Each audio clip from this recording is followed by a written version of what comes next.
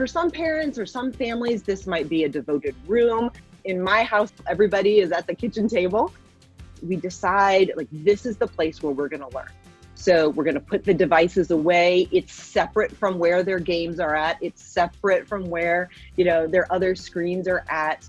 It's also really important for us as parents to think about routines. More importantly than like a bell schedule at school, it's how we get started in the same way every time it's time to learn. So you might walk into some classrooms or some homes and maybe you play a song when it's time to learn. It's really kind of identifying space so that it helps signal our routines in our brain that it's time to learn, it's time to dive in. One of the things that's really important is regular physical movement. In classrooms and in schools, we know that when bodies are moving, brains are moving too.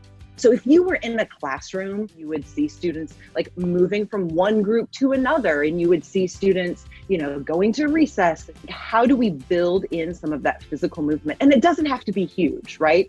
It doesn't have to be, okay, we're going to take a break and we're all going to pack up and go to the park. Smaller, more frequent breaks, sometimes we call these brain breaks in the classroom, would be really, really helpful. Stand up, do some jumping jacks, run up and down the stairs.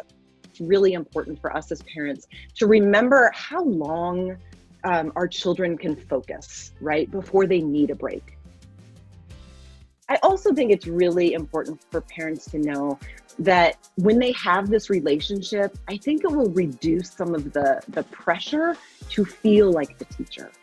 And I think one of the ways that parents can kind of be on the lookout is the different kinds of instruction that are going to be happening. There's going to be some face-to-face instruction. There's going to be some synchronous instruction, which maybe means your child is online, but they're meeting with their whole class at the same time. And then there's going to be some asynchronous instruction, which means there are going to be times when your students are going to be getting assignments or content or work that they do kind of at their own pace on their own time. Again, one of the things to really look for is instructional videos, right? So there are going to be all kinds of instructional videos that teachers are producing and creating, and they're really going to embed that into their instruction.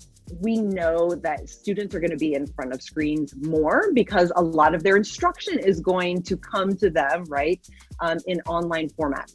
We also, as parents, then need to remember, think about those brain breaks. Think about, how long can my child be in front of the screen before they need to walk away from it? I think we have to reevaluate screen time throughout the whole day. How much of it is learning time? How much of it is, just kind of like passive entertainment time? How much of it is social time? Sometimes there are screens that are keeping our students connected to each other.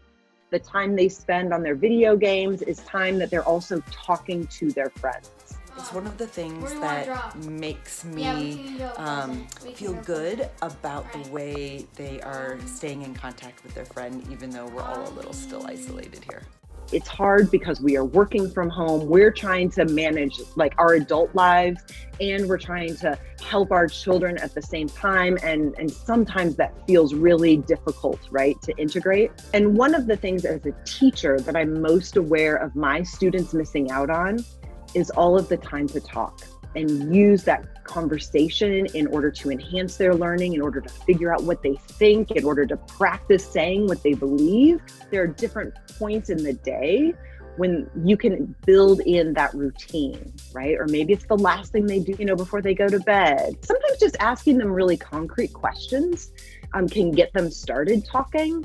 Tell me your favorite thing that you learned today, or tell me about a question that somebody asked you today that you thought was interesting, or just, what you enjoyed. I think it's really important for us to take the time to find out not just how our kids are progressing with their assignments, but how are they doing?